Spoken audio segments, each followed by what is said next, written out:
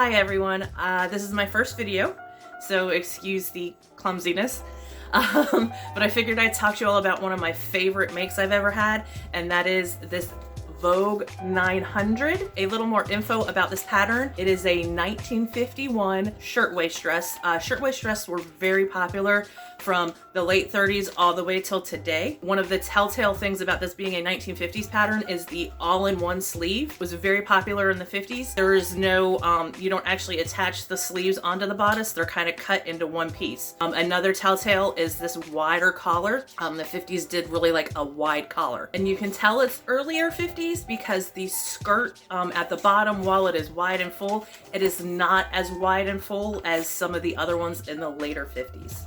Just a little close up on the front of the pattern envelope here. You can see it has both of these dresses that you can make with this pattern. The biggest difference being that A has cuffs and a slightly different collar than B. I went with view B, which did not have the cuffs. And now we will flip over and actually go to the envelope tab here, and it lists all your sizes. One thing to remember about when you make clothing is that even though it may say you may be a size 12, a 10, a 14 in ready to wear sizes, which means things right off the rack, this does not correlate with your actual pattern size.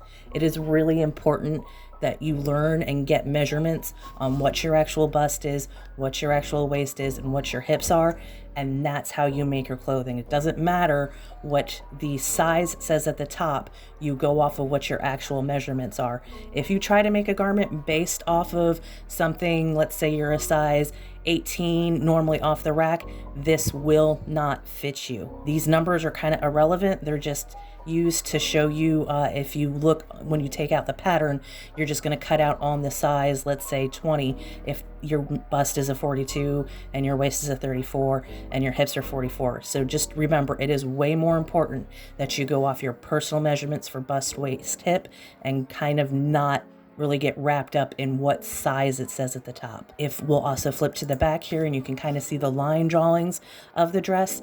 This helps me tell what's really actually going on with the dress. This obviously is a dress that has darts down the front, along the side. It has the all-in-one sleeve. It has collars. This is really useful to use, especially if the fabric is a pattern fabric on the front, because that can get a little confusing to the eye. So these line drawings really just plainly show you what's going on with this garment. And then one more thing you look at when you look at a pattern is it has what size you're doing and then how much fabric you're going to need, what kind of interfacing you're going to need, notions. I did not put shoulder pads in mine. My shoulders are big enough. But one interesting thing is I made mine off of a size 24, and it says that I need 5 and some change for fabric at a 45-inch wide. My fabric was actually only about 37 inches wide, and I was able to squeeze it out with only 4 yards and some change because it was a limited amount of fabric that they still had. I got it on clearance, so I was really proud of myself for being able to not waste a lot of fabric while making this dress, but I barely eked it out. And now a close-up of the fabric. As I mentioned previously, I got this at Joann's in a limited amount of yardage, but it was so pretty I couldn't leave it behind.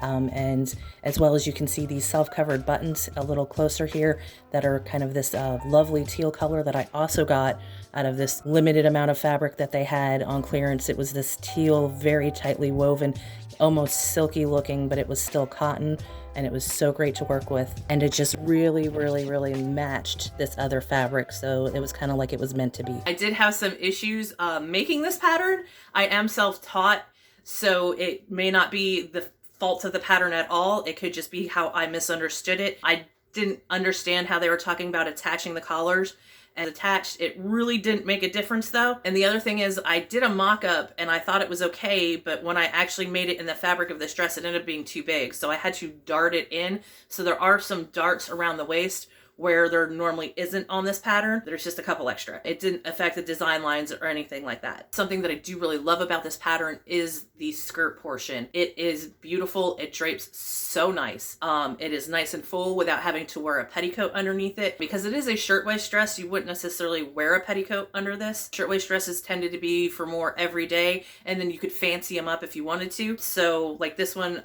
is one of my more fancier shortwaist dresses because of the fabric and the accessories I put with it, but it is something that they kind of just wore every day. I do have plans to remake another one very similar to this one, just using the pattern bodice block that I have recently made that I'm so excited about because it fits correctly. I can just make all kinds of different patterns based off of that and not even have to make a mock-up. Another addition that I do add to these is I put pockets in mine. They're not in the original design.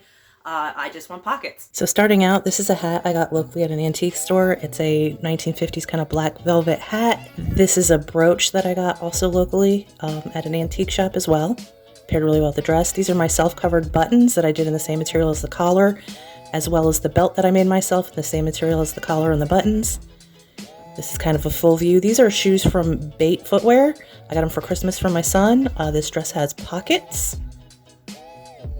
Do a little turnaround here, showing off my awful modeling skills.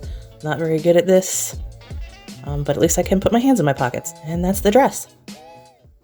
Thanks for hanging out and watching my video. I really appreciate it. Sorry it's so clumsy. Hopefully I get a little better. I will be doing more to show off more of the clothing that I have made. So hope to see you again. Bye.